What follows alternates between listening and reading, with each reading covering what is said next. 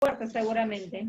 Bueno, ahí seríamos como la darwinista, nuestra posición filosófica. La evolución de las O especies. sea, me refiero al sistema inmunológico de las personas. Solamente viven los más fuertes, eso es darwinista esa posición. Mientras dice que el mundo, la Tierra, se ha hecho para los valientes y para los más fuertes. Eso es darwinista. Posiblemente sea una prueba esta, la forma de cómo estamos viviendo y la forma de cuidarnos y protegernos también, pues, ¿no? Sí, en la evolución de las especies, Charles Darwin dice eso, cosa que no estoy de acuerdo yo, porque hay que defender también a los más débiles, hay que defender también a los, Por supuesto. a los niños. Es una posición Pero los darwinista. niños muchas veces son más fuertes que nosotros, por si acaso. ¿Sí? Los niños son más sinceros, sí, muchas creo veces. que sean más fuertes, son más sinceros. Sí. Un niño nunca miente, ¿ah? No. Por supuesto. Y el borracho dice. El borracho. A ver, vamos a ver. Estamos en pantalla 17 miembros. Estamos en pantalla 17 miembros. 17 personas que han entrado a la plataforma. Hoy día vamos a continuar un poco con las exposiciones. Está Alejandra. Sí, por favor, yo para considerar la asistencia, en el transcurso de la sesión voy a ir llamando. Y entonces, para considerar la asistencia y para que no haya ningún inconveniente. Hoy estamos 12. Entonces vamos a continuar. Nos hemos quedado ayer en la política 4. ¿Quién le tocaría la política 5? ¿Quién haría esa política hoy día si quiere poner? Vamos a controlar el tiempo, 10 minutos máximo que vamos a dar. Menos tiempo, mucho mejor. ¿Está bien? Estamos ahí. Admitir al señor Girón. Ya, estamos 17 participantes. Don Horacio Arturo está en línea. Voy a ir llamando lista para controlar mi asistencia, por favor. Buenas noches, profesor. Buenas noches, don Horacio. En línea está el señor Eric Ronald López. López. Sí, presente. López Ronald está en línea. Está en línea también la señora Irene. Buenas noches, profesor. Presente. Irene, a ver, vamos a ver quién está queriendo entrar. Carmen Muñoz, Guamán. Lisset Silva también está en línea, Lisset Silva. Para ir marcando mi asistencia. Voy a ir marcando al transcurso de cada... Sí, gracias. Jonathan Antonio Guamán está en línea. Jonathan Antonio. Presente, profe. Sí, muy bien. ¿Quién va a exponer hoy día, por favor? ¿Quién va a exponer para comenzar de una vez que comparta pantalla mientras yo voy tomando asistencia? Jacqueline. La señora Jacqueline también está en línea, ¿sí? Elizabeth Cubas también está en línea. Sí, lo estoy viendo. Presente. Sí, don Horacio, don Jonathan Antonio, en línea. Jacqueline Cubas, Silvia, Lice Silva, Eddie Ronald, está en línea el Ronald López. Sí, presente. Sí, Eric López. Está en línea la señora Nati Yariguamán. Jonathan, ya estoy en la laptop, pero no escucho al profesor. ¿Cómo no me escuchas? ¿Quién está? ¿Quién es el que está diciendo que no me escucha? Jonathan. Jonathan. ¿Aló? Ya, Yolita Torrejón también está en línea. Sí, lo estoy viendo. Sí. Lenin Tuesta también está en línea. Ya, Presente, profe. Natalia Guadalupe, Yariguamán. Natalia, José Buquio también está en línea. Sí, profesor, presente. Recién me estoy Alexandra también está en línea. Alexandra. Presente, profesor. Presente, profesor. Cubas, Élida, ¿está en línea? Cubas Nélida también está en línea. Cubas Nélida. Y hay un número que está en línea que está CBO0110. ¿Quién es ese número? CBO1029AD. Que está en línea. Carlos Rojas. Profe, a Carlos Rojas no la considera en su asistencia. Sí, está Carlos Rojas Puerta, está Carlos Rojas. Gracias, profesor. Sí. Pero hay un número que no, ¿quién es este número, por favor? Juan Alberto Girón, el señor Juan Alberto Girón también está en línea. Sí. Es la señorita Donatilde Sagaceta. ¿Sí? ¿Quién es García Guevara no entra todavía en línea.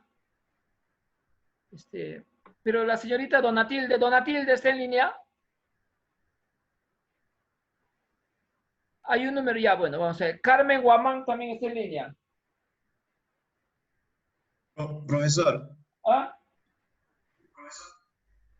Profesor, le digo, me parece que la compañera Donatilde está ingresando desde una computadora cuyo usuario está registrado como Carmen Guamán Muñoz. Por eso no sale el nombre de ella. Carmen Guamán Muñoz, ¿quién es Carmen Guamán Muñoz?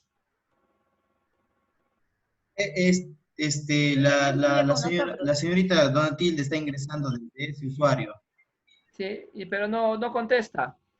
José Gupio también está en línea. Sí, Saavedra, Victoria todavía no. Juan Girón, profesor. ¿Ah? Ya, Juan Girón Juan Girón. Registré. Girón, Gutiérrez. El día de ayer tuve problemas con John Saldaña, profesor. Sí. Con el WhatsApp. Ya, muy bien, señor Girón. Alejandra, a ver, Victoria Saavedra acaba de entrar, ¿sí? Victoria Saavedra. Ya, Victoria Saavedra está. Está conectando, doctor. Bien, vamos a iniciar. ¿Quién se anima a hacer la primera exposición? Si no, yo arrancaría. Si no hay alguien que tenga que exponer, tenemos la política o el objetivo 5, tendríamos que exponer. ¿A quién le corresponde? Profesor. John Saldaña, profesor, no tomo lista. John Saldaña. Compañeros, ¿no es en el orden de las exposiciones? El 5 tocaría hoy día política 5, gobierno en función de objetivos con planeamiento estratégico, perspectiva nacional y procedimientos transparentes. No sé cuántas políticas se habían distribuido ahí. La política 5 tocaría del primer gran grupo de democracia y Estado de Derecho. ¿A quién le toca? Vemos en la lista, si no se animan, hay una lista que enviaron.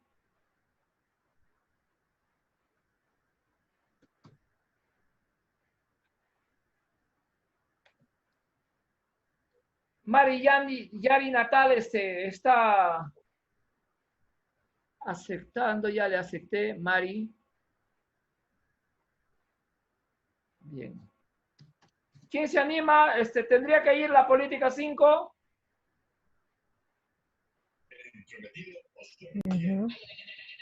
Si no hay la 5, vamos a la 6. En la 5, compañeros. La 5 es gobierno en función de objetivos. La señora Donatilde, le toca exponer a la señora Donatilde, pero creo que ella tiene problemas con la máquina, o no sé, no he confiado. 7, la política exterior para la paz. Debemos respetar el orden también, compañeros, porque de acuerdo a eso hemos preparado también nuestra información. Pero si no está la señora Donatilde, pasamos a otro y vamos avanzando. La señora Donatilde, en la lista, acá está la lista. La 5 y la 6, la señora Donatilde. La 7 y la 8, Jonathan.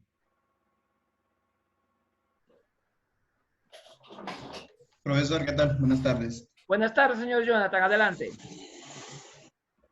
Si desean para No sé si me compartir escuchan. pantalla, no hay problema, ustedes lo hacen desde su computador. Sí, claro. A ver, un momentito.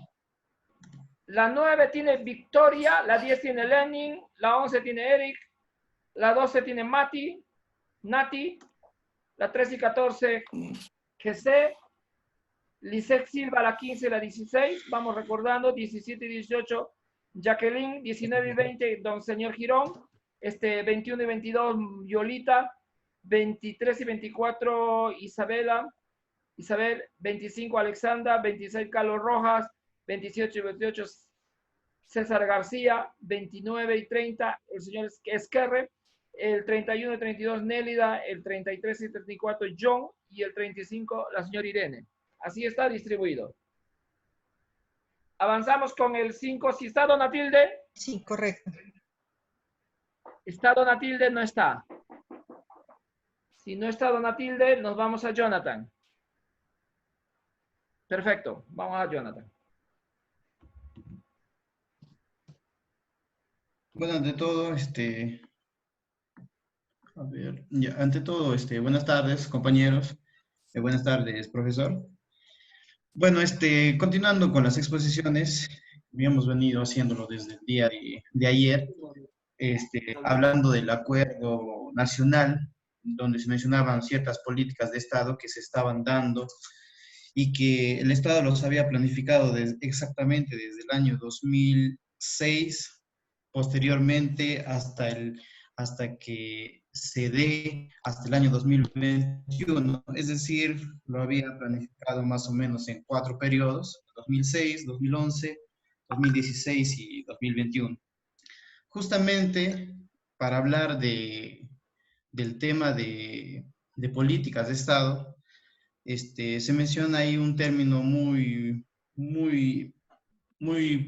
yo podría llamarlo muy correcto al decir acuerdo nacional, ya que es aquel que se ha realizado como un consenso, donde se han establecido cuáles son las principales deficiencias que tiene el Estado, y justamente a través de esas deficiencias se han establecido ciertos parámetros que se deben estudiar, que se deben analizar para que se tomen las acciones correspondientes.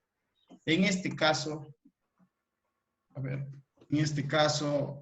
personalmente a mí se me asignó la política 7 y 8, pero justamente para hablar de estas políticas, sería bueno analizar más o menos el contexto en el que el acuerdo nacional ha sido dado. Es decir, el acuerdo nacional, como bien sabemos, forman un conjunto de políticas basadas en 4 objetivos. El objetivo 1, que son políticas de competitividad, el objetivo 2, que son los estados de derecho y así. Justamente la política 7 y la 8 que yo voy a mencionar se encuentra dentro del objetivo 1, que son las políticas competitivas, que yo particularmente las analizo como aquellas políticas que van a, de alguna u otra manera, permitir que nosotros como población, como Estado, como gobierno, podamos sobresalir de ciertas circunstancias que se nos den y que impidan que nosotros nos desarrollemos como población. Justamente, yo al hablar de erradicación de la violencia y fortalecimiento del civismo y de la seguridad ciudadana, pongo aquí 2 términos que son los más primordiales, que en este caso es el orden público y los derechos y deberes. Al mencionar orden público, muchos, y particularmente considero que la población en un 90%, menciona que el orden público es aquel orden, valga la redundancia, que se tiene que establecer en todas las instituciones públicas del Estado, más no en la población. ¿Qué quiere decir? Que, mejor dicho, el Estado tiene que implantar ciertas normas, ciertas normativas, ciertos reglamentos que hagan que la población pueda llevar un nivel de vida tranquilo pueda ejercer sus derechos y pueda, sobre todo, dar a conocer sus deberes de la forma más correcta. Y que de esta manera no se sientan, no sientan que sus derechos están siendo vulnerables y que puedan ejercer todo lo relacionado a salud, a educación, de la manera más correcta. Justamente, el orden público va más allá de lo que el Estado pueda hacer. Es decir, que yo lo considero que más del 50% del orden público en realidad depende de toda la población en su conjunto. Y justamente al hablar de derechos y deberes, se me viene a la cabeza una de esas frases que decía que tu derecho va a seguir hasta donde empieza el derecho de la otra persona. Es decir, que tú puedes ejercer cierta libertad siempre y cuando no sobrepase la libertad de la otra persona. Y justamente aquí se nos dan a conocer 4 palabras primordiales que son la prevención, la disuasión, la sanción y la eliminación de ciertas prácticas sociales que de alguna manera puedan limitar que el Estado cumpla su papel al tratar de obtener ciertos aspectos positivos para toda la población. Y hablando de esos 4 puntos, si bien es cierto, sabemos en la situación en la que nos encontramos actualmente, y se puede ver que esos 4 puntos en realidad sí lo está cumpliendo el Estado, no totalmente, pero sí de manera general, porque en el caso de prevención lo que muchos decían era de que quizás el presidente no inició la prevención desde el momento que se dio a conocer el primer caso, no cerró las fronteras y todo el tema, pero sí lo hizo, quizás tardíamente, pero sí lo hizo la prevención. Empezó con la disuasión, con el hecho de establecer ciertos lineamientos que la población debería evitar, como es el caso de la concentración y todo eso, ¿no? De que dijo que de repente el público femenino vaya a salir en un día, el público masculino en otro día, que se tiene que hacer el aislamiento social y todos esos temas. Justamente con el afán y el único objetivo de tratar de minimizar los casos de contagio de que esta enfermedad podría traer en sí en toda la población. Y las sanciones empezaron a venir justamente con aquella población, porque lamentablemente lo tenemos que aceptar. Como población, el Perú no tiene un nivel de civismo, un nivel de compromiso, y sobre todo, yo pienso que más que el tema de disciplina, es el tema de la autodisciplina que yo como poblador tengo para cumplir ciertas normas. Porque si a mí me dicen, no salgas, o detente, o tienes que guardar distancia, lo primero que tengo que decir ya, si soy disciplinado, lo hago. Pero otra cosa es autodisciplinado, que lo voy a hacer constantemente, no solamente porque me dijeron, o porque simplemente no quiera que me sancionen, pues lo hago y lo hago constantemente, ¿no? En ese caso sí, la autodisciplina tendría que ver mucho con la conducta cívica, como es el punto que acá yo coloco, conducta cívica y mecanismos legales que se están dando. La presencia del Estado en zonas vulnerables, lo menciono acá. Justamente, esa presencia del Estado en las zonas vulnerables es lo que entra en tela de juicio en muchos aspectos. Yo he tenido la experiencia de poder participar en esas encuestas en las que se basa el Estado para que tome ciertas acciones y para que pueda ver si es que debemos darle presencia a ciertas zonas vulnerables. Y realmente lo que se puede decir es que, como ustedes mencionaban en las clases anteriores, de que el Estado está totalmente manipulado, está totalmente maquillado, por así llamarlo. ¿Por qué razón? Porque si bien es cierto, se han visto en noticias también, que el Estado se mueve en base a estadísticas. Y dichas estadísticas pues no corresponden a la realidad actual. Y justamente la manipulación de esos números hace que el Estado, la presencia del Estado en las zonas vulnerables sea casi nula. ¿Y por qué digo nula? Porque es fácil darse cuenta las zonas de acceso a ciertas zonas, como es en el caso de Condorcanqui, donde hay muchas zonas en las que el Estado no pone presencia, y sobre todo en aquellas zonas, por ejemplo, la zona de Sucutín, Cunchín, que se encuentra casi ya para los límites de Amazonas con Ecuador. Yo he llegado hasta a ese lugar, y la presencia del Estado, como digo, en tema de educación, da mucho que desear. Y si nosotros queremos lograr pues una población que piense, que razone y sobre todo que trate de contradecir a lo que el Estado maneja como correcto, entonces creo que ahí es uno de los puntos que hay que poner. Tengo también cultura de paz, educación, especialización y seguridad ciudadana. Seguridad ciudadana, lo que se ha visto últimamente, como es en el caso de acá de Chachapoyas, ¿no? Si bien es cierto, hace años el nivel de riesgo, el nivel de asaltos, de choques que existía en toda la ciudad era mínimo, pues de alguna u otra manera al pasar de los años pues se ha incrementado. Y estos planes que han manifestado el alcalde sobre lo que es la presencia de la seguridad ciudadana, así yo particularmente lo veo que va más dirigido a aquella población que quizás se encuentra en el medio informal. Y si bien es cierto que si un ciudadano se encuentra en el medio informal y pues el alcalde con su personal llega a esa persona que es el medio informal y lo trata de sacar y todo, y trata de, según lo que ellos mencionan, lo que trata de hacer es que se organice y se ponga de la forma correcta las labores. Entonces, ¿por qué no hacerlo también con aquellas instituciones que también no lo hacen de manera informal, pero que también están vulnerados de alguna u otra manera, pues la seguridad de la población, ¿no?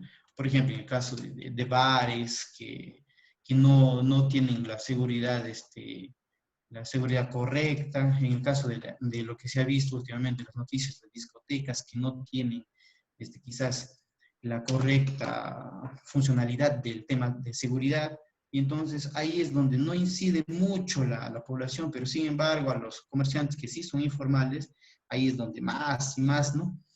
Y si bien es cierto también, pues en parte está bien, pero creo que no está llegando a la totalidad de lo que se pretende llegar. Y pues el tema de valores éticos y cívicos, acá le pongo entre paréntesis la PNP, se ha visto pues en los últimos días que la Policía Nacional está inmersa también en ciertos actos que no corresponden a la correcta funcionalidad de lo que es la Policía Nacional del Perú. De alguna manera también tenemos que ver y tomar nota sobre estos valores éticos y cívicos que tenemos que lograr. El Estado, como tal, lo que busca es que la competitividad se dé, que como población seamos competentes y sobre todo que se maneje un orden público. Es decir, si el Estado me da unas ciertas normas de convivencia, pues que se cumplan y que se logre. ¿Para qué? Porque hay un objetivo general que es lo que al final del camino a lo que se pretende llegar. Y por otra parte, les mencionaba, si bien es cierto la presencia de la población es muy nula en ciertos aspectos, en el tema 8, en el caso de descentralización política, económica, administrativa y propiciar el desarrollo integral, vemos que el Estado presenta a estas ciertas políticas como políticas que nos van a ayudar a alcanzar el crecimiento de economías. Y el crecimiento de economías no se refiere en el caso de país, se refiere en el caso de gobiernos locales, gobiernos regionales. Pero yo no estoy tan de acuerdo con el tema de descentralización al decir que yo el poder lo doy a todos, pero sin embargo, si ellos deciden hacer algo, igual me lo tienen que hacer saber al gobierno nacional, pues, ¿no? Y ellos manifiestan que lo que quieren hacer es crecimiento de economías y que cada región y cada gobierno local, pues, sea autónomo de su presupuesto, sea autónomo de su planeamiento estratégico, de lo que quiere llevar. Pero sin embargo, si ellos planifican ciertas cosas y mandan al gobierno nacional, depende del gobierno nacional si se aprueba o no y si se ejecuta o no. Entonces, también es ahí un tema, creo yo, de un poco de no concordancia. La eficiencia y transparencia. Bueno, en el tema de eficiencia y transparencia, creo que el Estado, y se ha visto las deficiencias en las últimas semanas, de que en su conjunto la mayoría de la población desconoce cómo ingresar y cómo ver el tema de la ejecución presupuestal, por ejemplo, que se está dando en cada región, ¿no? En este caso, para el tema del COVID-19. Y eficiencia, al decir transparencia, si el Estado no conoce, entonces, ¿de qué eficiencia hablamos al llegar a la población? No hablamos de ninguna eficiencia. Hablamos también de participación ciudadana. Pero ¿de qué participación ciudadana? Si lamentablemente, y eso sí se ha visto en la misma ciudad de Chachapoyas, lamentablemente cuando el gobierno llama a rendición de cuentas y que se vean tal cosa, de que se va a dar a conocer en qué se está gastando, todo el auditor del gobierno regional, ni siquiera la mitad a veces llena, y como que la población también no le presta interés, como dice, al fin, no sé de lo que van a hablar, y a las finales, en realidad la participación ciudadana, ¿dónde está? Se quiere a la población, se quiere que la población participe, se quiere que la población presente sus propuestas, presente de repente, qué sé yo, alguna alternativa, alguna problemática de la localidad, pero sin embargo, cuando se da a conocer este tipo de eventos, pues no lo hacen, ¿no? Mejora de la capacidad de gestión. Se habla de la mejora de la capacidad de gestión y ese es un problema muy grande a nivel nacional. Organizacionalmente, el Estado, veo que estamos teniendo ciertas falencias. Hablando así de manera más pequeña, en una institución pública, el hecho de que los pedidos, de que las compras, de que los servicios y todo se den de forma tardía, también tiene mucho que ver con el tema de la burocracia, del proceso y del procedimiento, de que un documento, por así llamarlo, se pase de un área a otra área y que vuelva a pasar por esas áreas. Entonces, como que eso de alguna manera impide de que se logre llevar los servicios, de que se logre llevar las herramientas necesarias, los materiales, para que pueda hacer una buena gestión. Y otro tema es que organizacionalmente, si una cabeza dice tal cosa, de repente las ramificaciones como que no concuerdan con eso y empiezan a poner trabas, porque al fin y al cabo, como todo depende, pues va a dificultar que se logren los objetivos. Asociacionismo intermunicipal e interregional, pues se está dando, pero no de la forma como lo mencionaba. Y aquí quiero dar a conocer justamente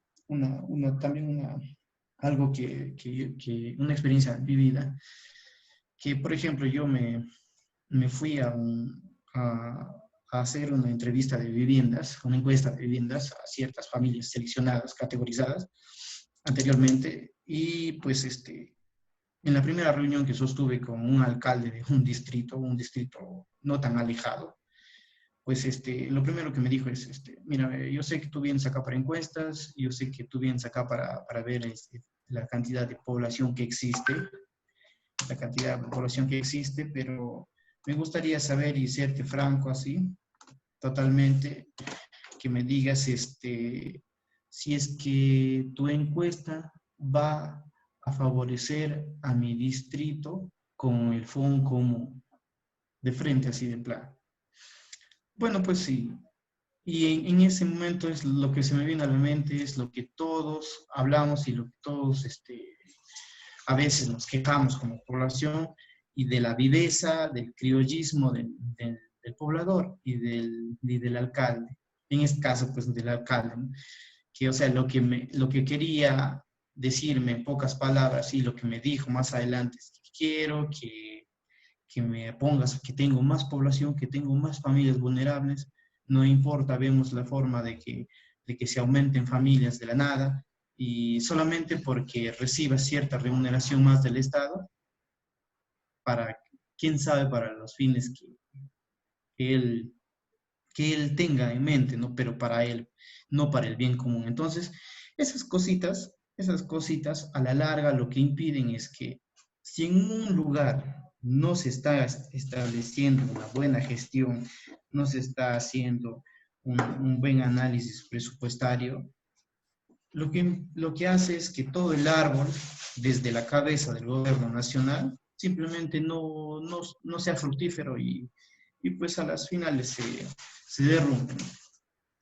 Y como le mencionaba, eso particularmente de descentralización, que el crecimiento de economías no lo veo como crecimiento de economías, más bien lo veo como crecimiento siempre y cuando el gobierno nacional pues nos dé el sí. Y si nos da el no, pues simplemente ahí se retiene y tratamos de ver otras formas, y a las finales así es como un obstáculo, y que siempre el Estado ha tenido perenne desde que ha sido creado. Y pues nada, eso solamente, profesor.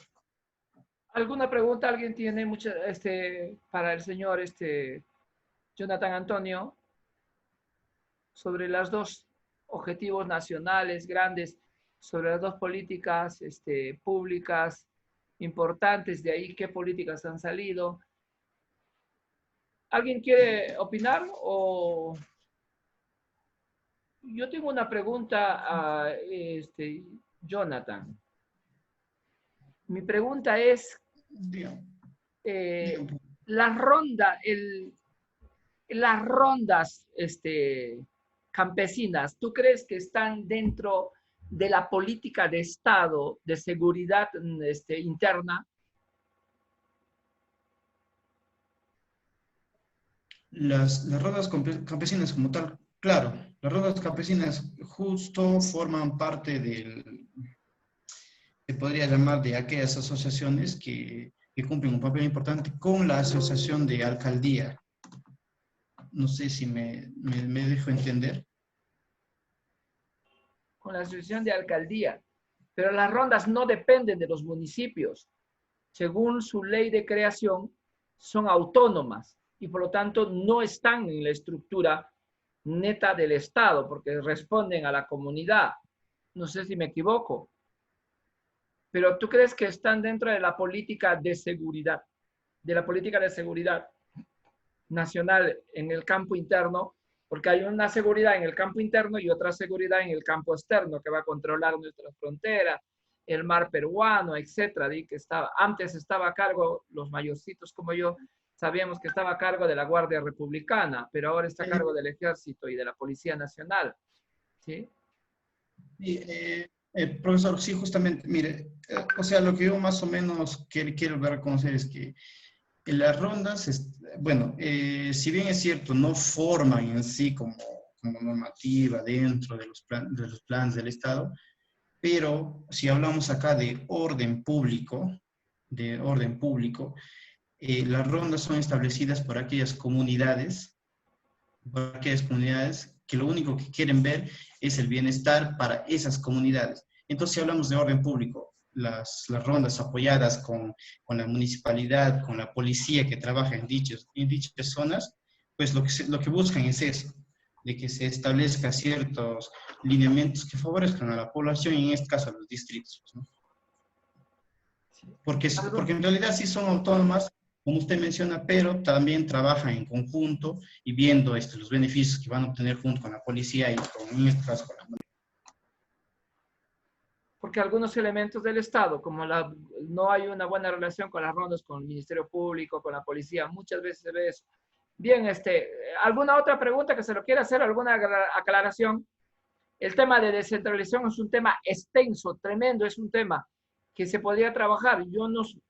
A mí el tema de descentralización, no sé cómo le veo yo, porque yo he sido parte también de una estructura subnacional y que se han dado los procesos de descentralización política, administrativa, pero no se han transferido los presupuestos respectivos también para que y las regiones no han tenido la burocracia organizada, real, para que pueda responder a los problemas de descentralización. Se han delegado facultades, pero no se han delegado presupuestos, no se han transferido presupuestos y se sigue dependiendo totalmente del presupuesto central todavía. Pero, a ver, uno va dan plata a las regiones, a los municipios, lo gastan, entran en corrupción, va a haber todo un debate en eso, pero eso no es el tema, sino se le ha dado facultades administrativas y políticas, lo tenemos las leyes, pero no se han transferido los presupuestos respectivos. Todavía, por ejemplo, en educación, tiene facultades en la Dirección Regional de Educación, pero no han sido, y el ministerio maneja el grueso del presupuesto desde Lima, y mira, y la compra de estas tablets que están sobrevaloradas y todo lo demás, es terrible en tiempo de pandemia todavía que pase esto. Si alguien más quiere preguntar, yo no quiero hablar ya. Y profesor, justamente, no sé, quería ahí acotar algo. Si hablamos del tema de descentralización, que va justamente de la mano con el tema de gobernabilidad, porque si hablamos de descentralización y gobernabilidad, y hablar de gobernabilidad, como muchos sabemos, es el tema de poder llegar a los lugares más alejados en el menor tiempo posible, como es en el caso de estas laptops, como usted lo mencionó.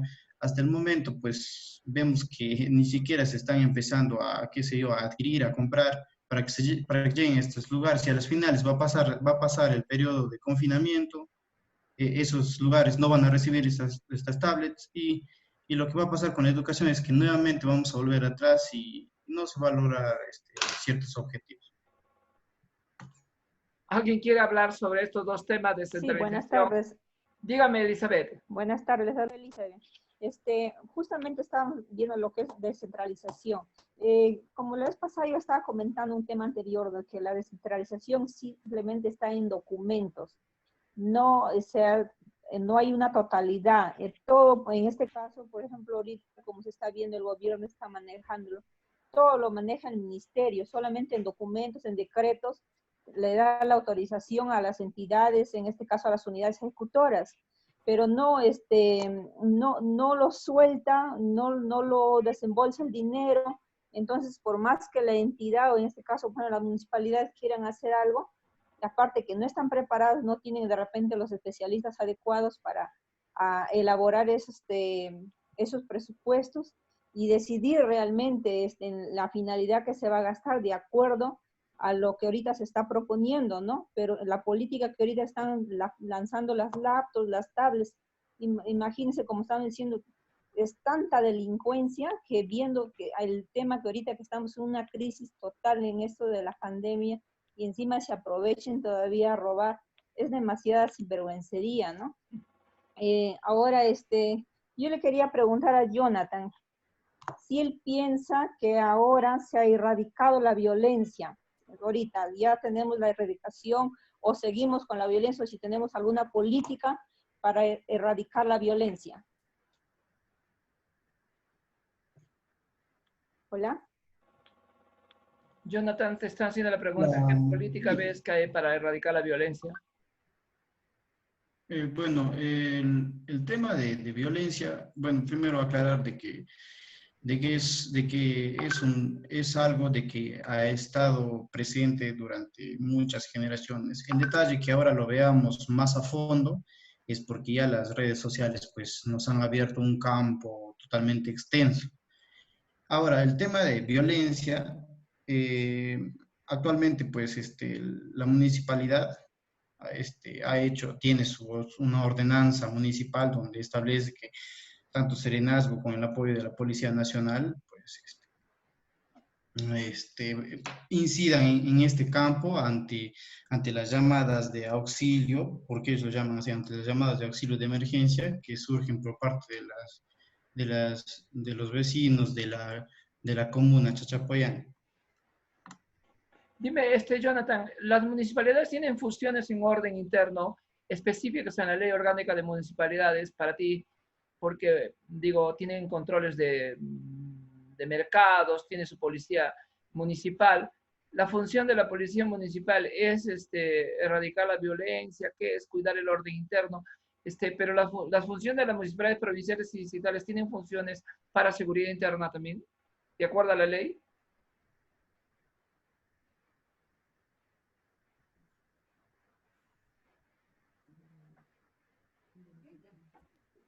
Le dejamos para conversar y debatir en su momento esta pregunta, porque esta pregunta yo veo que sería importante conversar un poco. Vamos a pasar a otro compañero, pero viendo ahí que también hay una violencia social, no sé, ustedes cómo lo ven, yo creo que siempre hay una violencia sistemática también de parte del Estado. No sé ustedes cómo le ven ahí.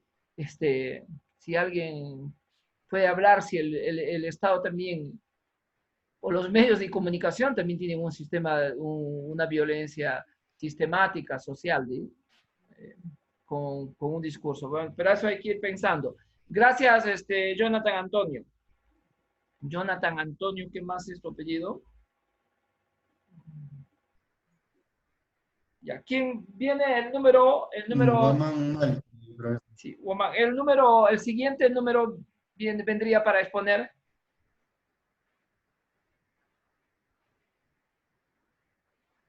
Estaba un poco preocupado por usted, señor Antonio, porque habían días que no tengo bastantes faltas acá.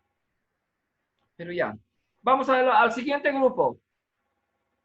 La siguiente participante. ¿Quién va a exponer? El número, las políticas de Estado, la política de seguridad nacional ya lo he expuesto. Ahora vendría equidad y política social. Reducción de la pobreza. Si no está la señora que le tenía el 7, vamos a avanzar porque ella está en Bagua, me dice, y que se va a conectar y que cuando está conectada nos va a avisar para que pueda exponer. Vamos a ver a la política, reducción de la pobreza, equidad, el segundo rubro, y promoción de la igualdad de oportunidades. Creo que está el siguiente participante. Muy buenas. Me tocaría la política número 10, reducción de la pobreza. Perfecto. A ver, vamos a compartir esto. La primera vez que estamos los 21 participantes completos.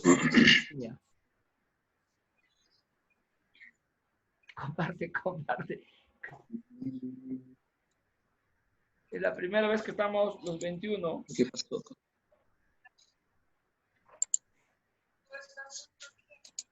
Don Lenin Tuesta, a ver si puedes compartir, don Lenin Tuesta. En eso estoy por un ratito. Dice compartir pantalla, dice ahí ahí está. ¿Sí? Si no hubiera venido el coronavirus. No sé si se ve. Si no hubiera venido el coronavirus, yo todavía estaría con la tiza y con la pizarra. Sí se ve, compañero, Sí adelante, sí sí se se ve. ve. Adelante. Reducción de la pobreza. ¿Se ve bien? ¿Sí se ve? Sí, perfecto. Bueno, buenas noches ante todo, profesor. Buenas noches, compañeros. En esta segunda parte, que corresponde a la equidad y justicia social, me ha tocado la política número 10, lo que es la reducción de la pobreza, ¿no? Ya mi compañero que me antecedió ha hablado un poco sobre el acuerdo nacional, el plan bicentenario llamado el Perú hacia el 2021, que se enmarca dentro del plan de desarrollo basado en el acuerdo nacional, ¿no? Y las 35 políticas de Estado, ¿no? Y dicho plan, ¿no? Se diría de que tiene estas políticas que debe seguir todo el país, ¿no? Tomando como base los ejes estratégicos que trazan objetivos acciones y metas físicas, ¿no? Al 2021, al 2030, hasta el 2050, si no mal recuerdo. Bueno, cuando hablamos de pobreza, tenemos que entender un poco este término de pobreza, ¿no? Y el término de pobreza se refiere al porcentaje de personas cuyo consumo, su consumo se halla por debajo de lo que se considera un mínimo para tener una vida digna, una vida aceptable, ¿no? O sea, hablamos de que la capacidad de la persona para adquirir una canasta básica de consumo, ¿no? Que para el año 2020, para este año, es el 34.8% sobre el sueldo mínimo neto, que sería los 930. O sea, estaríamos hablando más o menos de unos 320 soles, un poco más, ¿no?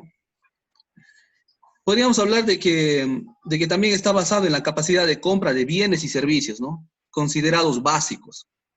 Sin embargo, no implica el consumo efectivo. O sea, digamos que muchos hogares pueden tener un nivel de gasto monetario igual o mayor al costo sobre la canasta de alimentos, ¿no? Si tomamos, por ejemplo, de una persona que vive en zona rural y una persona que vive en zona urbana, ¿no? Una persona que vive en zona urbana pues va a tener muchos otros gastos como transporte, adquisición de otras cosas, ¿no?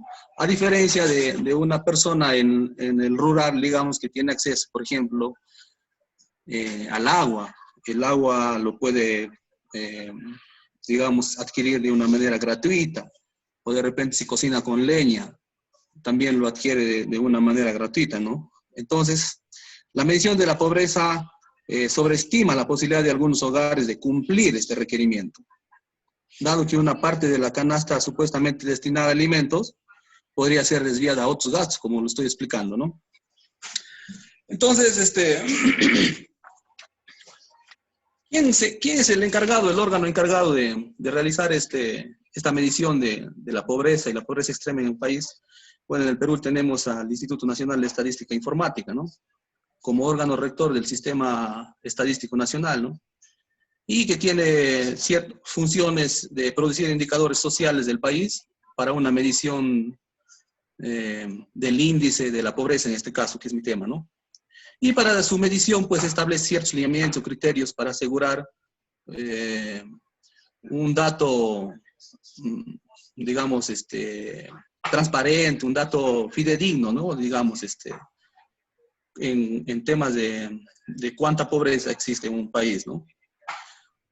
¿A dónde quiero llegar con esto? Quiero llegar a que el INEI incluye indicadores de pobreza, ¿no? Y dentro de los indicadores de pobreza, pues tenemos, dentro de las encuestas, tenemos la lengua materna, el nivel de educación, cuánta persona tiene acceso a la salud, participación activa económica, quién es el jefe del hogar, el papá, la mamá, ¿no? Y ciertos criterios que se emplearon entre las estadísticas de los años, de las encuestas de hogares, encuesta nacional de hogares o en la encuesta nacional provincial de hogares rurales, en los años 2007 y hasta el 2011, si no mal recuerdo. Y ya para este último censo se incluye ciertos parámetros, ¿no? Como el cambio de la estructura poblacional, el cambio de los patrones de consumo, cambios de requerimientos calóricos, en este caso en la canasta básica, y cambios de estimación de los gastos en hogares, ¿no? Y ya sabemos todos en esta última etapa, en esta etapa de la pandemia en nuestro país, pues hemos visto deficiencias sobre estos datos que nos alcanzan sobre la pobreza extrema, la pobreza y la pobreza extrema, ¿no? Ya que muchos subsidios del Estado no han llegado verdaderamente a personas que más lo necesitan, ¿no? Bueno, la reducción de la pobreza, ¿no? Según esta política se compromete a dar prioridad efectiva a la lucha contra la pobreza y a la reducción de la desigualdad social, aplicando políticas integrales y mecanismos orientados a garantizar la igualdad de oportunidades económicas a todas las personas. Asimismo, se compromete en combatir la discriminación por razones de inequidad entre hombres y mujeres, origen étnico, raza, edad, credo, discapacidad, ¿no? Para ello, con ese objetivo, partiendo de ese enfoque de desarrollo humano sustentable, y de una forma descentralizada, el Estado tiene ciertos puntos, ¿no? Como promover la producción del desarrollo empresarial local y el empleo, fortalecer capacidades de gestión que promueva el acceso a la información y a la capacitación y la transferencia tecnológica, promover ejecución de proyectos de infraestructura, logística productiva, asignar recursos crecientes de inversión social, de educación y salud, fomentar el empleo, el ejercicio de la ciudadanía y la participación de los ciudadanos en situaciones de pobreza, y establecer un sistema local de identificación, atención y promoción del empleo. Varios puntos, en realidad es un tema un poco amplio. Quería mostrarles un poco de los datos de la pobreza total en el Perú, donde según en el año 2018 la pobreza monetaria afectó al 20.5% de peruanos, ¿no? De la población en el país.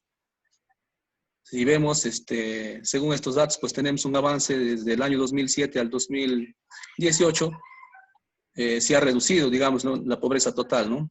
Inclusive si vemos entre el 2017 al 2018 se ha bajado en 1.2 puntos porcentuales, ¿no? Sobre el primer punto, de promover la producción y el desarrollo empresarial local del empleo, puedo decir de que el desarrollo del sector empresarial y productivo es un factor clave para incrementar la competitividad del país, acelerar el crecimiento económico, de alguna manera a mediano y largo plazo, ¿no? Mejorar las condiciones sociales a través de la generación del empleo. Todos sabemos de que si se genera empleo, hay una población activa, digamos, empleada, y da un valor a la economía, o da un movimiento a la economía dentro de un país, ¿no? Entonces, por este motivo, el objetivo central del gobierno es incrementar la competitividad de las empresas que generen a través de una producción eficiente, genere de una empresa competitiva pueda generar más oportunidades de trabajo, ¿no? Y la competitividad de las empresas se determina fundamentalmente por la productividad, la cual depende de la eficiencia de los procesos en su producción y de su calidad de productos, ¿no? Dentro de esto, pues, podemos hablar de las MIPES, ¿no? Que en el país más o menos tenemos un gran porcentaje, casi el 60% de la población activa o ocupada. Sin embargo, en gran porcentaje ellos son de baja productividad, ¿no? En otros países que no son, digamos, de la parte del continente, pues tenemos mayor apoyo en este tipo de políticas para los empresarios y grandes empresas, ¿no? En el Perú, más o menos nos encontramos en el puesto 74 de los factores bajo, digamos, según el reporte de competitividad global que da la World Economic Forum. Estamos por debajo de Brasil. Bueno, Brasil es una potencia en el tema de empresarial, ¿no? Pero bajo, digamos, cercanos vecinos nuestros, pues bajos de Chile y Ecuador, ¿no? Sabemos de que las MIPES mueven bastante la economía en un país, pero también sabemos de que gran parte de esta población que está dedicada a trabajar en este tipo de empresas, pues la mayoría es informal, ¿no? Trayendo un caos, un desarrollo que no favorece al país, ¿no? Y eso sin contar de las empresas unipersonales, ¿no? Que también no dependen de una planilla, no dependen de un personal o de una producción activa para desarrollarse efectivamente y favorezca la economía en el país, ¿no?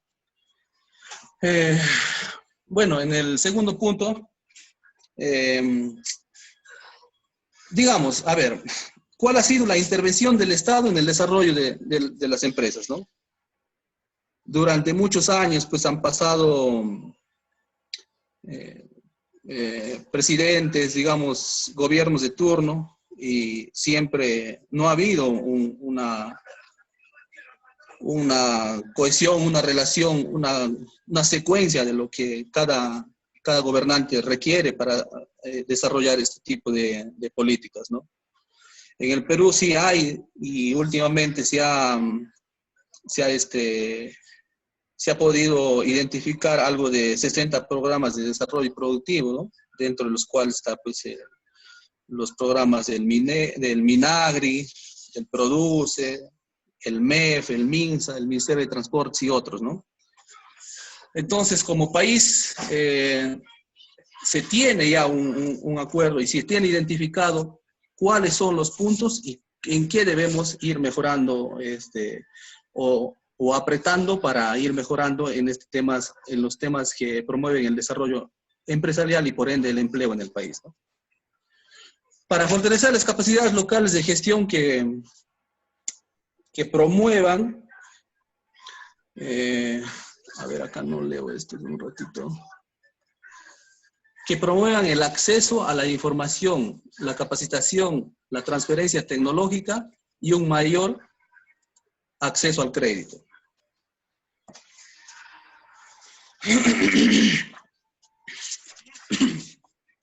En la actualidad, ¿cómo le digo? En la actualidad, el desarrollo de los países dependen de su capacidad para generar y utilizar o transferir o difundir un conocimiento científico, ¿no? Y eso tiene gran parte de responsabilidad las universidades o institutos que hacen investigación, no yendo muy lejos, pues en la Universidad Nacional Toribio Rodríguez tenemos 2 institutos de ganadería, el IGBI y el otro el INDECES, ¿no? Que desarrolla y promueve programas con fondos concursables, ¿no? Con donaciones y transferencias que se hacen en el campo nacional, y también son fondos internacionales, ¿no? Llamados, pues, dentro de esos tenemos el Fondesit, el Finsit, los PENIPA, los PENIA, ¿no? Que se viene trabajando y tenemos alrededor de 50 proyectos de investigación en desarrollo en la universidad, ¿no? Entonces, la gran responsabilidad que tenemos como universidad de generar esa transferencia tecnológica, ¿no? Que promueva el acceso a la información, ¿no? Y que esta información tenga mayor acceso y que al final se vuelque hacia un sector productivo con la finalidad de potenciar e innovar.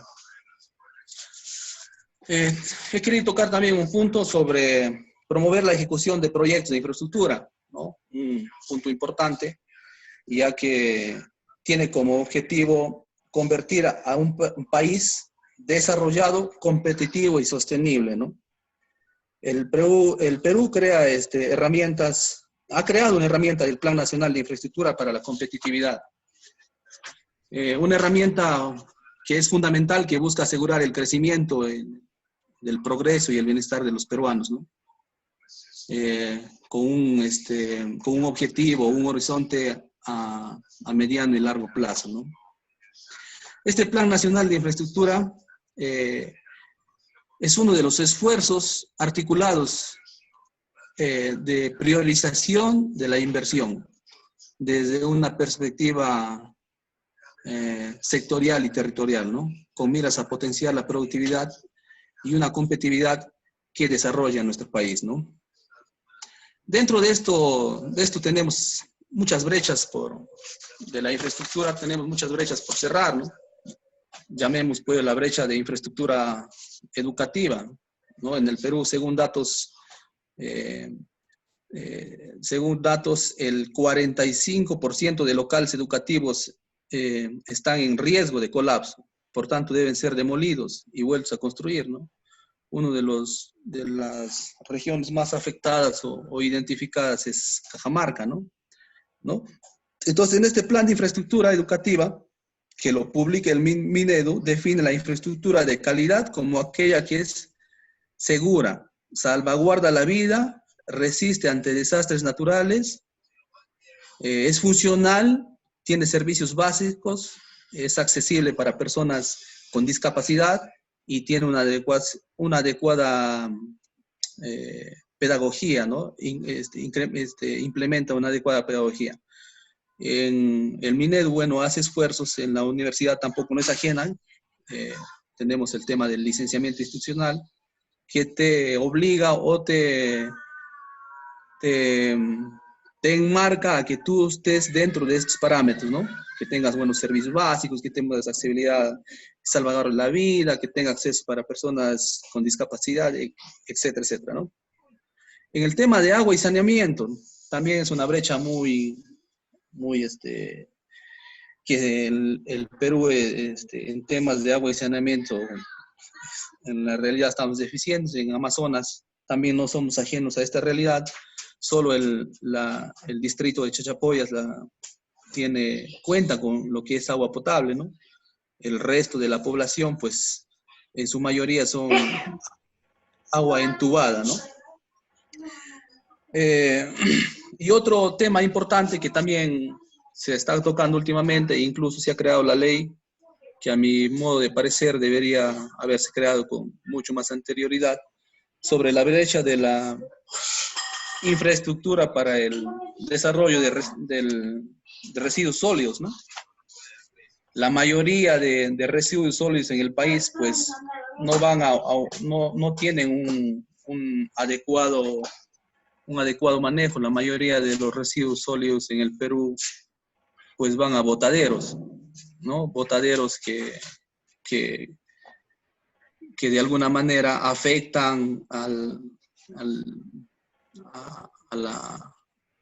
ornato de la ciudad, afectan al tema ambiental, contamina ríos, contamina muchas cosas y afecta demasiado, ¿no? Entonces, también es un tema muy importante que, según el Ministerio Ambiental, en el Perú se ha generado 7 millones de toneladas, el año 2017, 7 millones de toneladas de residuos sólidos, ¿no? Los cuales 3.7 millones fueron dispuestos en un área de 38 infraestructuras municipales autorizadas, el resto a botaderos, como ya lo indiqué, ¿no? Entonces, el MINAM está estimando que la brecha de infraestructura de residuos sólidos se dispone una infraestructura hacia los rellenos sanitarios que permitan atender a casi 3 millones de toneladas que se pueden ir dejando de botar en botaderos como los que tenemos acá en Amazonas, ¿no? Esos puntos quería tocar, profesor. El tema en realidad es un poco más amplio, pero he tratado de tocar estos puntos que a mí particularmente me han parecido que deberíamos tocarlo. Bien, gracias. ¿Alguien quiere participar? Reducción de la pobreza, objetivo 10. No nos vayamos a otro, sino objetivo 10, y que se vaya preparando el señor Eric con el objetivo 11. No quites tus fichas todavía. ¿Alguien quiere hacer alguna pregunta, alguna aclaración? ¿Quiere aportar algo más? Así brevemente. Profesor, buenas noches. Saludos a John Saldaña. Dígame, adelante. Yo quisiera dar una opinión sobre el tema que hizo el compañero Lenin sobre el plan de infraestructura, ¿no? Ya. En cuanto a, él mencionó el plan de agua y saneamiento. Por experiencia, nosotros personalmente que vamos formulando proyectos de infraestructura educativa, salud, saneamiento, El tema de agua y saneamiento, anteriormente con el fenecido SNIP, ¿no? Tú formulabas un proyecto de agua, de saneamiento, por ejemplo, en una municipalidad pequeña, ¿no? Y al momento de la evaluación te decían que tu proyecto no es viable, ¿no? ¿Por qué? Porque tu población te trababan te agarraban prácticamente del cuello al ingeniero proyectista, al alcalde, y bueno, nos decían de que falta población, ¿no? Entonces te hacían tu evaluación y te decían que tu proyecto no va, tu agua, tu saneamiento no va porque te falta población. Entonces la pregunta es, creo que el agua es un derecho de todos, ¿no? O sea, no hay, yo le llamaría, no hay políticas de justicia social en este caso, ¿no? Porque todos tenemos derecho a tener un sistema de saneamiento, pues, con planta de tratamiento. Lógicamente que es de acuerdo a la población, ¿no? Pero todos tenemos derecho a tener un agua de calidad, ¿no? Para reducir enfermedades, para reducir, y con eso se reducen los índices de pobreza porque mejoramos la calidad de vida de la población, ¿no? Eso es en cuanto a agua y proyectos de agua y saneamiento. En cuanto a infraestructura educativa, pues por el recorrido que venimos haciendo, hay un montón de colegios, centros educativos que están en la precariedad, ¿no? Se vienen formulando proyectos, perfiles, en este caso fichas técnicas, ¿no? Donde se pasa año tras año, gestión tras gestión, ¿para qué? Para construir 2 aulas, ¿no? Para construir 2 aulas. Tú te vas con tu proyecto al gobierno regional, ¿no? El gobierno regional dice, no, 2 aulitas no, nosotros queremos proyectos macro, millonarios, ¿no? Pero, ¿qué sucede? Que con esos proyectos macro, millonarios, entre comillas, ¿no? No los terminan, ¿no? No lo terminan, la empresa se va a conciliación, se va a arbitraje, y en ese plan pasamos un montón de cosas, ¿no? Entonces, no hay una política que diga, pues, con ese monto yo puedo construir bastantes colegios, ¿no? Tanta necesidad que tiene la región, ¿no? Entonces, en educación también, las trabas son bastante burocráticas, ¿no? Porque, ya lo decía el compañero anterior, que está todo centralizado. Nosotros acá hacemos un proyecto, te vas a Lima y en Lima lo observan, ¿no? Pero ¿qué te observan? Con los lineamientos de ellos, cuando debería ser los lineamientos para todo, ¿no? Para nivel nacional, ¿no? Entonces no se ajusta a la realidad. En infraestructura de salud, por ejemplo, es lo mismo también, ¿no? Año tras año gestionando una municipalidad, un centro de salud, un puesto de salud, ¿no? El otro día leía que para salir de esta pandemia o para que el Perú leía un artículo en el diario Gestión, decía que para nosotros tener un sistema de salud al nivel de otros países, al nivel de países desarrollados, tendríamos que construir 60 hospitales al año. Imagínense. No podemos terminar un hospital, pasa gestión tras gestión, ¿de dónde vas a producir 60 hospitales al año? Entonces ahí creo que falta un poco de políticas ¿cómo se llama? En engranaje entre los diferentes estatus de gobierno, ya sea gobierno regional, provincial, distrital, ¿no? Y por supuesto, el central. Bueno, esa sería mi acotación en cuanto al plan de infraestructura. Profesor. Gracias. Y muchas gracias. ¿Alguien más quiere opinar? Y si no, pasaríamos al siguiente participante para tener una apreciación de cada uno. En el término de reducción de la pobreza, ¿qué es pobreza crónica? ¿Qué es pobreza? Es un tema, yo creo que para un curso completo. Estamos tocándolo así someramente y así reducido, pero este es un tema, pues, pobreza material, pobreza intelectual, todo demás, pero la pobreza monetaria es lo más importante, creo que debemos trabajar. Muchas gracias, don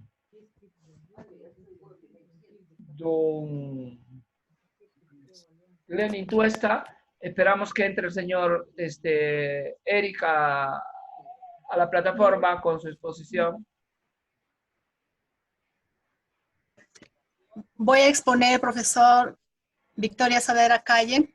Victoria, tú eres el número 6, ¿sí? Número 5, número 7. Pero soy el 9. Ya, el 9. Adelante, Victoria. 9. Política de seguridad nacional. Sí, profesor. Adelante, Victoria, después Eric, y con ellos terminamos. Tú ya. Por hoy día terminaríamos con esos dos participantes. Se han retirado. Parece que la señora que estaba de Bagua me ha dicho que lo va a poner mañana. Me ha mandado un WhatsApp. Bueno, hay que tener consideraciones porque la línea en Bagua es más delicada que en Chichapoyas. Adelante, señorita Victoria. Señora Victoria.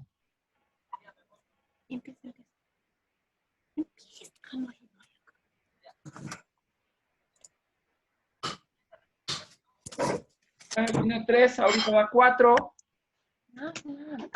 Mira, ya. La política de seguridad y defensa nacional. Me toca eso. En primer lugar, buenas noches. Comparte doctor, pantalla noches, si tienes diapositiva. Sí. Estoy viendo eso, doctor. Muy bien. La política de seguridad y defensa nacional. No se puede compartir.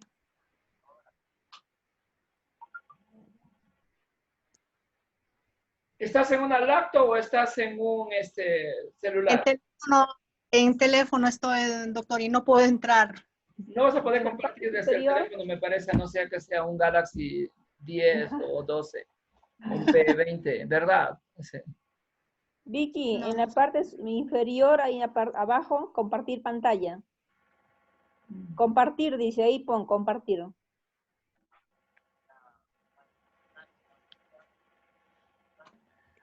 Hay un icono de color verde caña, se clica ahí. Depende del teléfono, del teléfono también eso.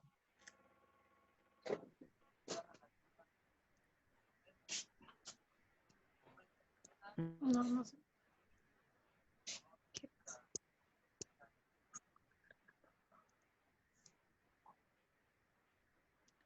¿Qué dices, Victoria? A ver. Doctor, no puedo entrar, estoy intentando, o no sé, doctor, si me permite, estoy tratando de entrar y no, o mañana, doctor. ¿Tiene preparado el señor Eric sus diapositivas ahorita? Eric. ¿Cómo? Eric tiene preparado. Eric.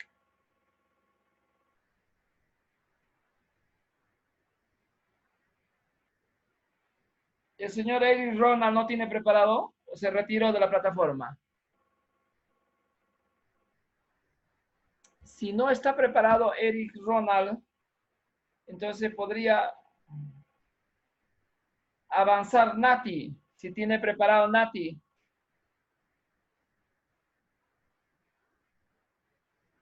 Si no, CC. Nombre portugués. CC está enamorado, profe. Sí, pucha, qué bien. Entonces, profesor, ¿qué tal? Buenas noches. Adelante. No, pucha, profesor, yo soy el 13, el 14, yo pensaba que hoy no ibas a llegar. Sí, porque estaban 5, 6, 7, 8, las diapositivas aún no lo tengo. Acá estoy con el celular en la mano. No estoy en mi cuarto ahorita, profesor. ¿Quién tiene preparado su exposición, si tuviese?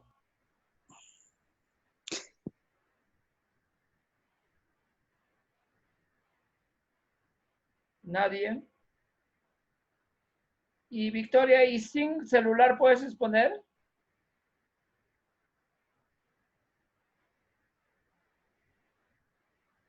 Victoria. Nos quedaría Lenny y expuso, Eric, Nati, nos quedaría esos dos, a ver si estaría. Bueno, como ya, Victoria, vamos a dejarlo para mañana lo tuyo. Voy a preguntar. Tenía mis diapositivas, pero no puedo ingresar, doctor. Para mañana lo dejamos. Paciencia, por favor. Mañana, el último día de exposición. Ya, doctor. Jueves, tenemos que hablar sobre una exposición que tengo que hacer y luego la próxima semana completamos los otros durante 2 días y yo tengo que exponer también otro tema que es que también para terminar lo que es el sílabus y todo. Les hago una pregunta con respecto a las 10 políticas públicas, no hemos visto todavía la de seguridad nacional, pero las 10 políticas públicas que hemos revisado hasta ahorita. Estas, ¿ustedes le ven que tienen conexión con los objetivos de desarrollo sustentable o la Agenda 2030? Ustedes ven que el 1, por ejemplo, ahorita han hablado, reducción de la pobreza, ¿sí? El objetivo 1 de la Agenda 2030 es lo siguiente: hambre cero en el mundo. Y el 12, reducción de la pobreza. El 9 de los objetivos es empleo de calidad para todos. Empleo, promover el trabajo indecente para todos. Empleo productivo, promover el crecimiento económico. Esos son los objetivos de la Agenda 2030. Y las políticas de Estado en el mundo, dicen, nadie se puede quedar atrás, tienen que estar englobados a eso. ¿Ustedes creen que el Estado peruano ha trabajado concatenadamente con los objetivos de la Agenda 2030, alguna política pública?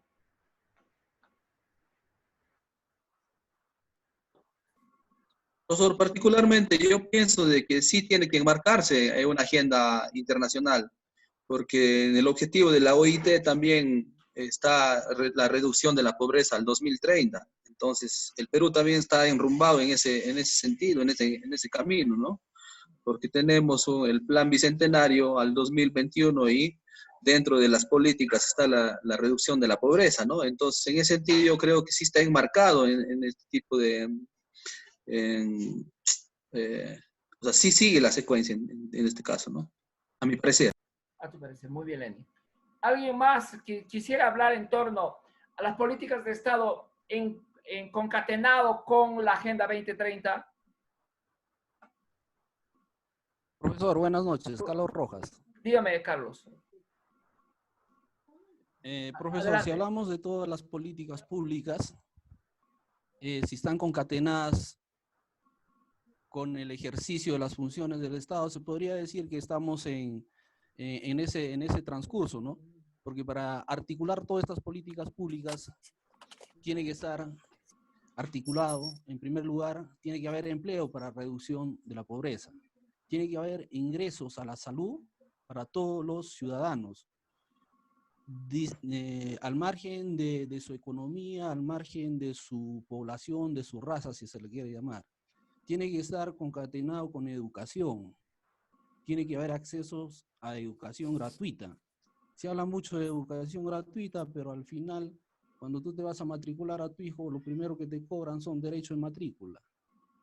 Entonces, para hablar de políticas en global, tiene que estar enmarcado tanto en salud, educación, infraestructura, en presupuesto, y el Estado tiene ahí una gran tarea, porque tiene que hacer, tenemos el CEPLAN, tenemos el bicentenario, el acuerdo del bicentenario.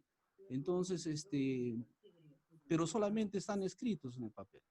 O sea, no están ejecutadas en una política dinámica, en una política de inclusión, en una política donde se tenga que, al más pobre, hacerlo llegar estas políticas públicas. Ahora se ha visto que para promover la producción de las empresas, en el Perú el 95% de las empresas son pequeñas y medianas empresas. Solamente el 5% de las empresas son grandes empresas en el Perú. Por eso ahora su preocupación del Estado peruano en reactivar la economía del país. Ha dado fondos de 30.000 millones, si no me equivoco, en una primera parte para reactivación de esta economía. Pero ¿quiénes se han agrupado, quiénes se han beneficiado primero de esto? Las grandes empresas. Por eso que ahora nuevamente ha tenido que desembolsar 30.000 millones más para aplacar la reactivación de las pequeñas y medianas empresas, ¿no? Ese es un esfuerzo grande que está haciendo el Estado para que se reactive la economía de nuestro país. Esa es mi participación. Gracias, don Carlos.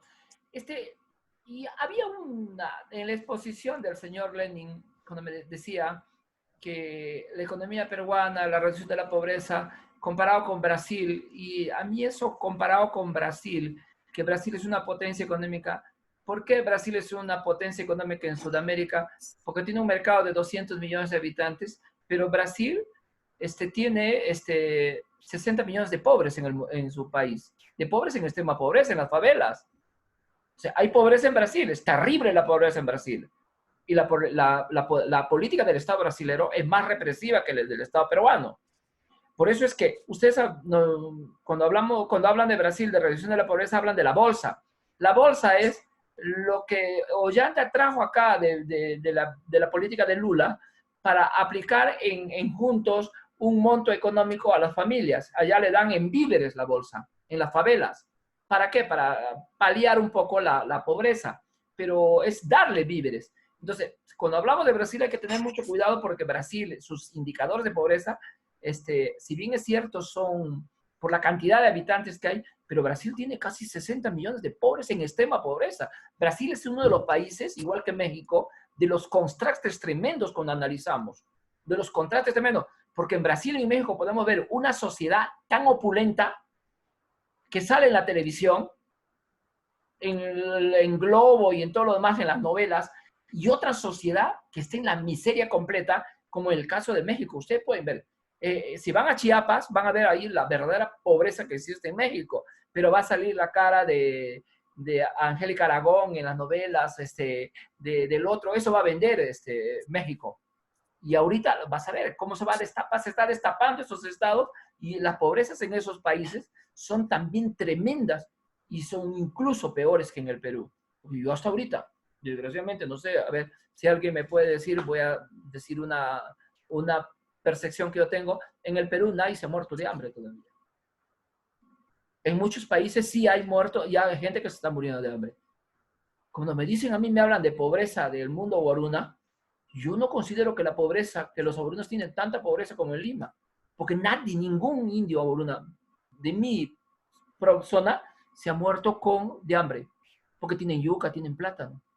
Entonces son pobrezas, para analizar la pobreza, hay que ver qué método tenemos y qué concepción tenemos de pobreza también en el mundo. Porque la pobreza que hay en el África, la pobreza que hay en el Asia, la pobreza que hay en muchos países, en Brasil hay pobreza tremenda. ¿Sí? Entonces, no, lo decía, si hay alguien que me contradiga, sería genial. ¿Ah? Profesor, dígame. Lenin, tú está.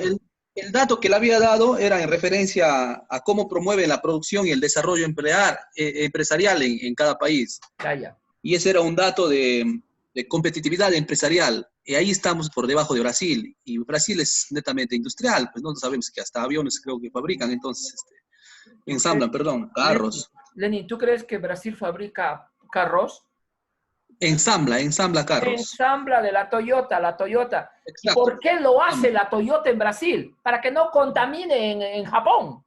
Exacto, pero vamos a que o sea, ahí el desarrollo empresarial... Creo que está muy detenido ahí, muy reprimido, don Esquerra. Mira, ya está mirando, ya está queriendo entrar al ruedo ya. Adelante.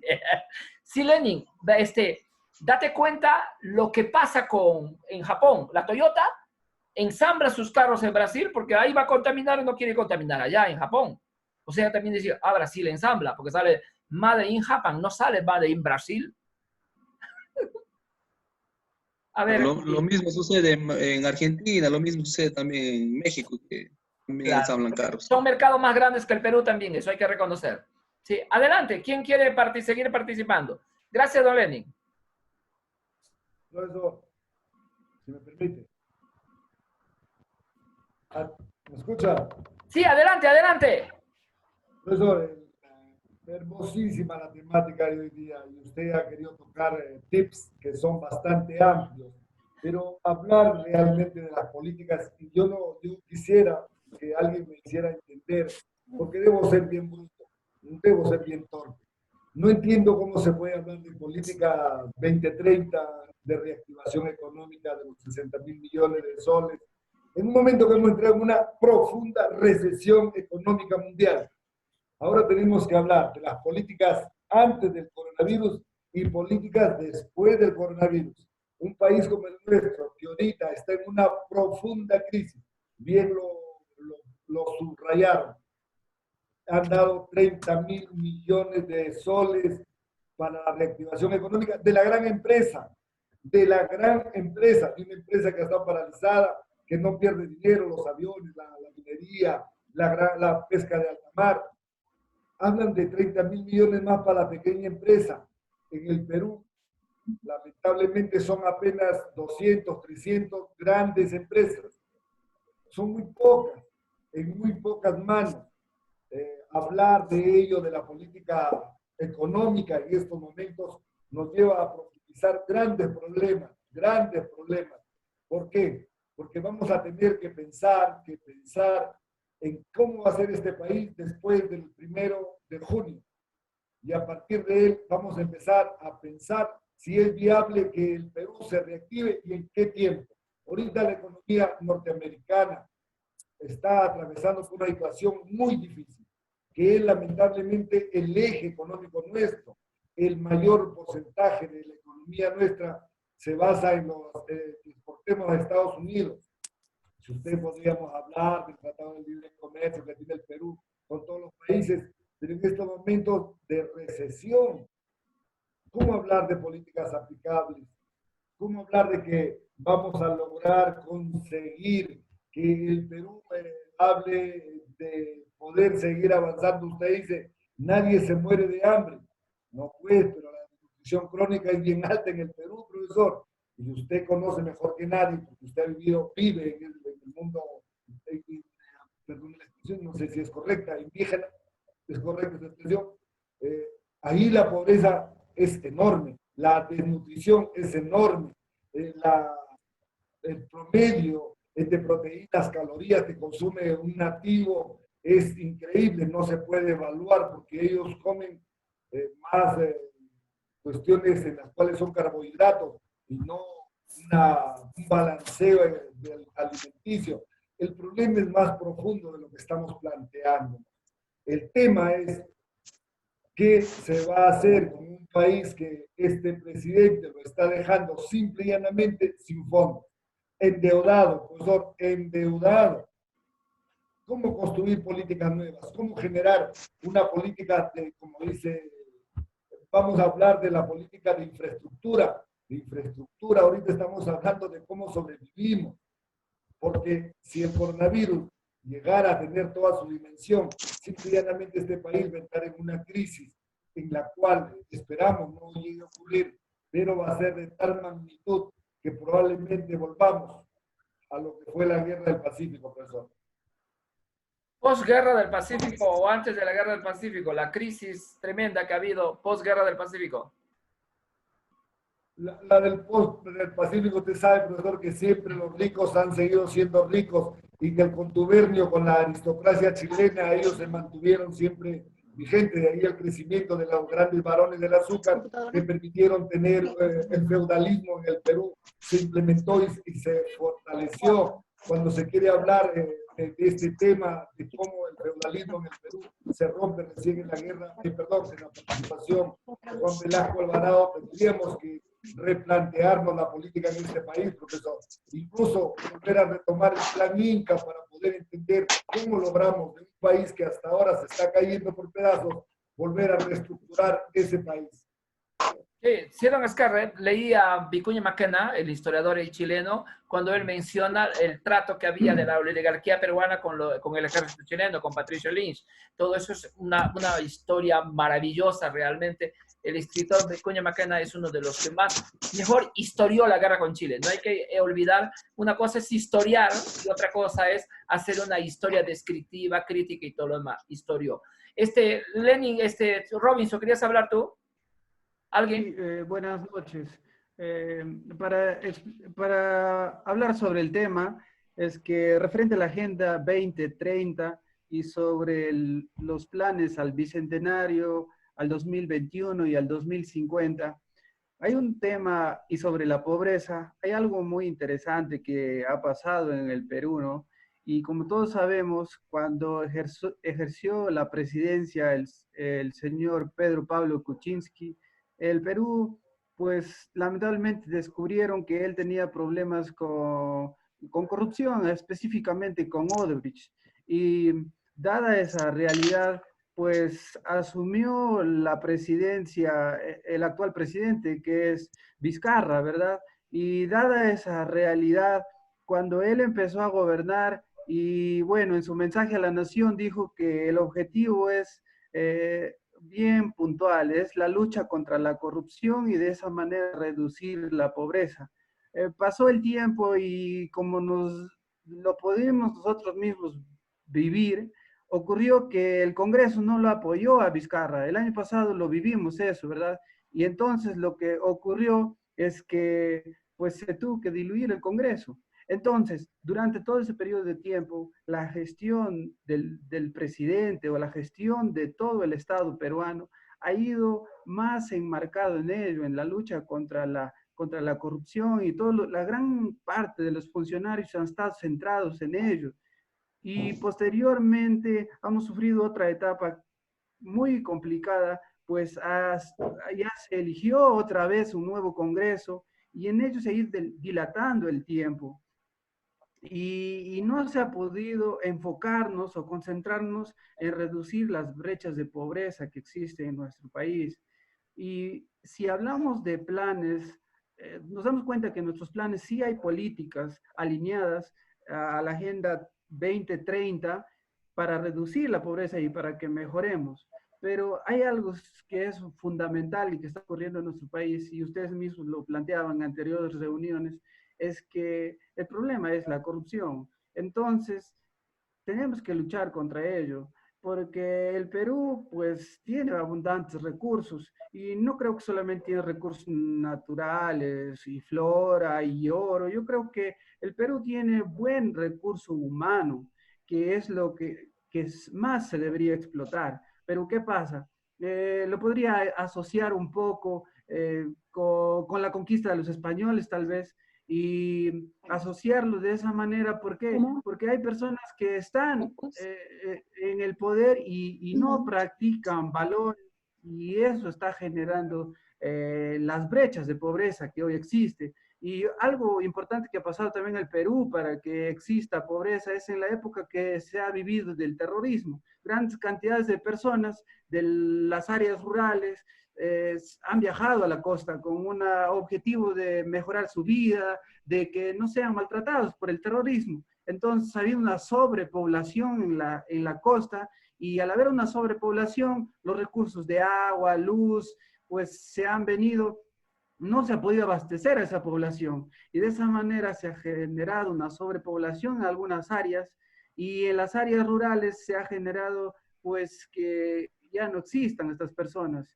y de esa manera un desequilibrio total en todo el Perú, podríamos llamarlo, y no ha habido estrategias, y como les decía, la política no ha estado centrado en esos objetivos. Generalmente lo que han estado centrados es en enriquecerse unos cuantos capitalistas, empresarios, pero no han buscado la equidad, y cuando tocaba el tema de la identidad nacional no se han identificado tanto como país. Y hasta el día de hoy, por ejemplo, cuando debatimos, hay muchas personas que no se identifican como país.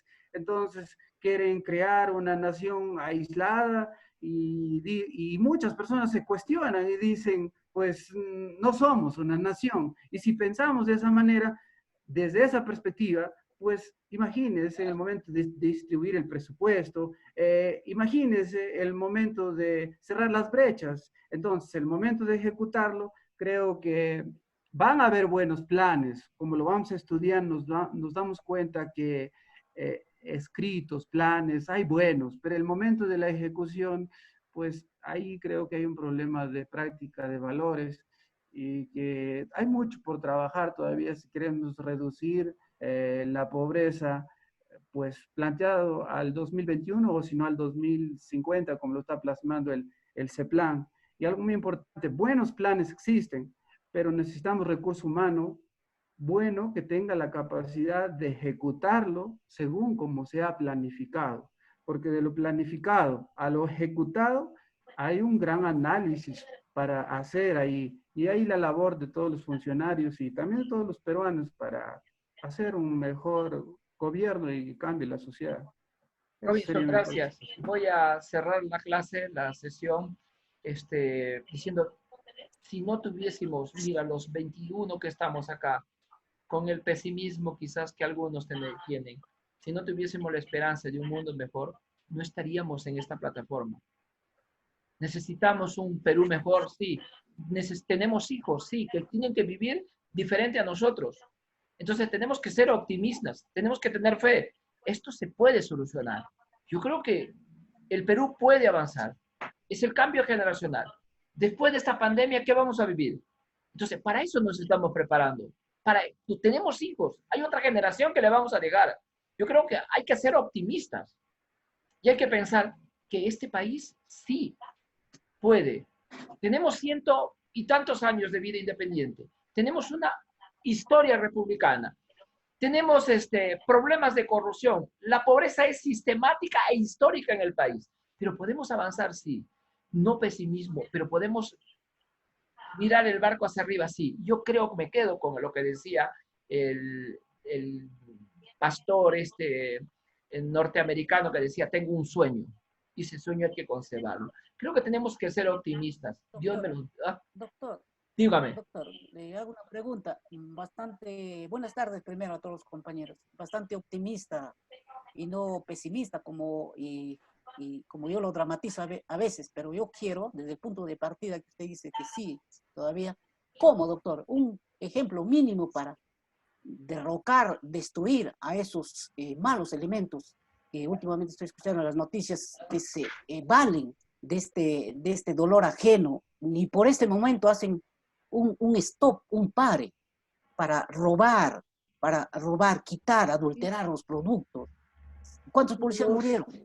¿Murieron por culpa de qué? Mala calidad en las máscaras, etcétera. ¿Cómo, doctor? Un ejemplo a seguir. ¿Cómo? ¿De qué manera? Dígame usted, ¿de qué manera desaparecemos a esos corruptos? ¿Cómo? Trabajando en lo que nosotros sabemos hacer primero. Dando lo que nosotros sabemos dar. Con nuestros errores y todo lo demás dando. Donde estemos, en nuestro puesto que estemos. Hagámoslo bien. Trabajemos bien. Mira, yo coincido contigo, César. Y coincido contigo. Y digo, voy a decir una malcriadez de repente voy a decir.